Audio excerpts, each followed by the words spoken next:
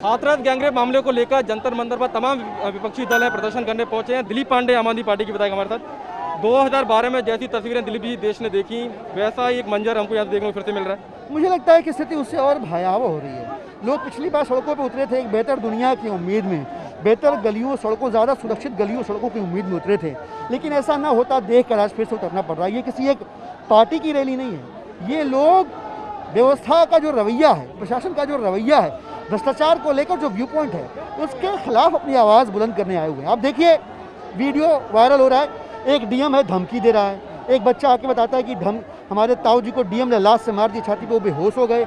महिला पत्रकारों के साथ हाथापाई हो रही है। लोकतंत्र के सर्वोच्च मंदिर को रिप्रेजेंट करने वाले जो सांसद हैं उनके साथ धक्का। तो ये क्या गुंडई मचा रखी है। यहाँ जो लोग इकट्ठा हैं ये बताने के लिए इकट्ठा है कि अगर आपको लगता हो कि आप लोकतंत्र को अपनी मन मर्जी स्पिन दे सकते हैं, ट्विस्ट कर सकते हैं और you can get away with it, अगर आप सोचते हैं तो ऐसा बिल्कुल नहीं होने वाला। यहाँ लोगों का इकट्ठा होना उसी संदेश का एक बहुत बड़ा प्रतीक है कि हमारी जो माँ बहन बेटियाँ हैं वो आपकी सस्ती सियासत की आग की भट्टी में झोंके जाने लायक उनकी इज्जत नहीं है। 8 साल हो गए निर्भया केस हमने देखा, तमाम सरकार आपकी केंद्र में सरकार बदल गई, यूपी में सरकार बदल गई। यूपी पुलिस कह रही है कि हम उस परिवार के साथ खड़े हुए हैं, एसआईटी की जांच चल रही है, इसलिए किसी को मिलने नहीं दे रहे। तो कहीं ना कहीं आप देखिए समय निकल रहा है लेकिन माहौल वैसा ही है। देखिए एसआईटी की जांच मजाक है, हॉगवॉश है। आप सोच के देखिए कि योगी जी की सरकार द्वारा अपॉइंट किया गया अधिकारी योगी जी की ही सरकार के खिलाफ आपको लगता है कि जांच करके और सबूत दे देगा, उनका एविडेंस दे देगा? मतलब डीएम अगर जो हरकतें कर रहा है आपको लगता है कि सीएम की मर्जी के बगैर हो रहा है? ऐसा बिल्कुल नहीं है। तो सीएम की मर्जी जिस घटना में शामिल है उस घटना में एसआईटी का इम्प्लीमेंट होना ये बिल्कुल मजाक वाली बात है। ये सिर्फ लीपापोती चल रही है। असल ये है कि जल्द से जल्द अगर दोषियों के ऊपर कार्रवाई नहीं की जाती है तो ये आवाज़ जो आज यहाँ पे देख रहे हैं एकजुट होकर, ये आवाज़ और बढ़ेगी।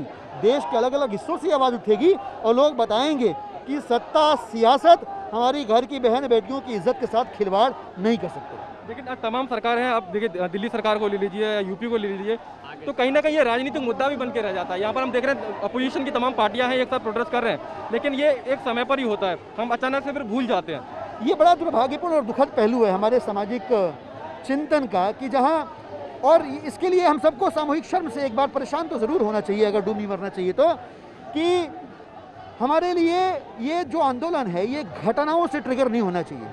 जिसके लिए बलात्कार महज एक घटना होगी, वो समाज अपने हक के लिए अपने किए गए संघर्ष को उसके तार्किक परिणति तक नहीं पहुंचा सकता।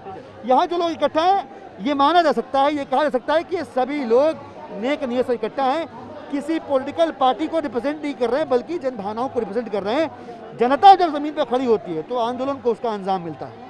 दिलीप पांडे बहुत बड़ी बात ये कह रहे हैं कि महिलाओं के साथ अगर कुछ होता है तो एक घटना को लेकर आपको ट्रिगर होने की जरूरत नहीं है, आपको समय के साथ साथ ये हमेशा आपको ध्यान में रखना पड़ेगा। जब चुनाव हो या जो पार्टियां आपके घरों पर पहुंचती हैं वोट मांगने के लिए, तो आप इन मुद्दों को अपने जहन में रखिए और इसी के आधार पर वोट करिए। और दिलीप पांडे साहब कह रहे हैं कि उनको जो यूपी सरकार की जो एसआईटी है, क्योंकि सरकार की तरफ से ही गठित की गई है, ऐसे में वो जाँच ठीक से कर पाएगी या नहीं कर पाएगी इस पर उनको भरोसा नहीं है।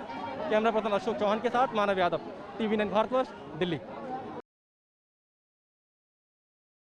क्या आप पर भी बरपा है जालसाजी का कहर? सपने टूटे आपके, न घर के न घाट के।